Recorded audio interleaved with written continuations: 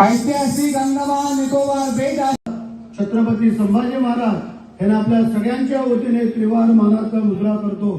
भारतीय घटनेचे शिल्पकार महामानव डॉक्टर बाबासाहेब आंबेडकर यांच्या पवित्र स्मृतीला वंदन करतो। मराठी मनाचे मानवबंधू हिंदू सम्राट आदरणीय सरसेनापती बाळासाहेब ठाकरे धर्मवीर आनंदीगे साहेबांना वंदन करतो।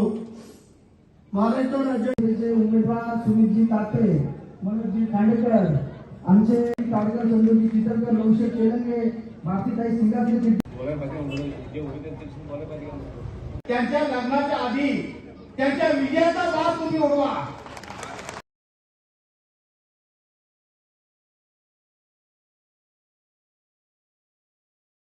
नवी पालवी फुटते लतिका तरुणा म्हणजे वृक्षाला झाडाला नवी पालवी फुटते लतिका तरुणा हिंदू गर्दी कमी करायची आहे।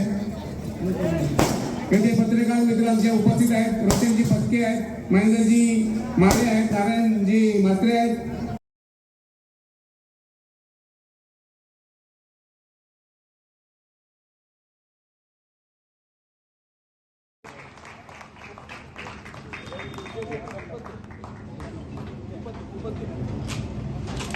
स्वतः एकनाथ शिंदे पण होते आणि तशीच मदत यावेळेच्या पुराच्या वेळेस सुद्धा प्रसाद पण घेऊन आले हे सांगताना मला अतिशय आनंद होत आहे।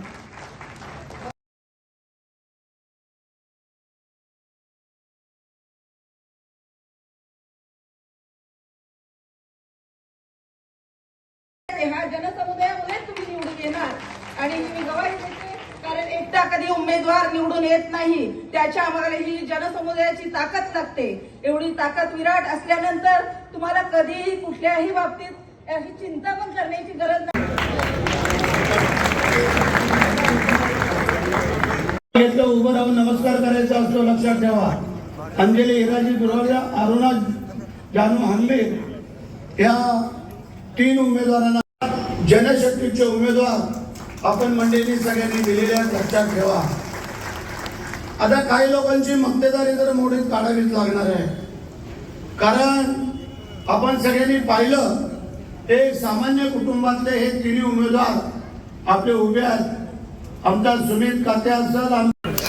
सर काय सांगाल, या ठिकाणी 5 पक्ष एकत्र आलेले आहेत सुमित कातेंच्या विजयासाठी, कशा पद्धतीने विजयाची खात्री आहे सर? आज आपण ही सभा पाहत आहे की नागोठण्यामध्ये एवढी मोठी सभा होणं हे विजयाची नांदी आहे आणि निश्चितच आमचा सुमित आणि दुसऱ्या माझ्या 2 महिला भगिनी या तिघांनाही निवडून आणण्यासाठी आज ही सगळी मंडळी कटिबद्ध आहेत। आमचे तालुका प्रमुख आलेले आहेत। आम्ही सगळे लोक सुमितच्या आणि आमच्या त्या 2 भगिनींच्या पाठीमागे ठाम उभे आहोत आणि त्यांना विजयी करू। सर, किशोर जैन म्हणालेत की हे आव्हान नाही, सहज सोपी निवडणूक आहे आणि जिल्ह्यात सर्वाधिक मताधिक्य घेऊन मी निवडून येईल। हा ठीक आहे ना, प्रत्येक उमेदवार आपापल्यापर्यंत सांगतो, परंतु आजच्या सभेच्या अनुषंगाने जरा फोटो त्यांना पाठवा आणि मग सहज आहे का सोपी आहे हे त्यांना कळेल। सर, भाजप युती करण्यासाठी तयार होतं, मात्र कुठल्या जागेवरती आपली युतीची ती फिसकटलेली आहे ना, असं काही नाही आहे। त्यांची इच्छा नव्हती, त्यांना NCP कडे जायचं होतं, त्याच्यामुळे कदाचित त्यांनी आमच्याकडे केली नसेल, काही हरकत नाही आहे। मागच्या नगरपालिकेच्या निवडणुकीमध्ये NCP आणि भाजप युतीचा जो आहे तो काही ठिकाणी फटका बसला, यावेळेस असं होण्याची शक्यता आहे का? आम्हाला नाही फटका बसेल, आता फटका त्यांना बसेल। सर, अजितदादा पवार यांचं जे उपमुख्यमंत्री पद आहे त्यांच्या पत्नीला देण्यासाठी घाई झाली असं विरोधक म्हणतात। नाही, ठीक आहे, आता ते त्यांचा पर्सनल मामला असेल का, त्यात आम्ही बोलू इच्छितो नाही आहे, कारण का घाई झाली किंवा का नाही हे आम्ही नंतर विचारू। सर, जिल्ह्यात जिल्हा परिषदेच्या किती जागा साधारणतः जिंकल्या जातील? जे आम्हाला संख्याबळ पाहिजे तेवढं आम्ही जिंकू।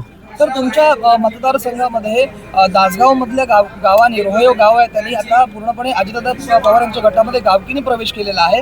आपल्यासोबत असताना गावाचा विकास झाला नाही असा आरोप करत त्यांनी प्रवेश केला। सगळा विकास आम्ही केलेला आहे, काही वैयक्तिक त्यांची कारण असू शकतात, पण हरकत नाही आहे।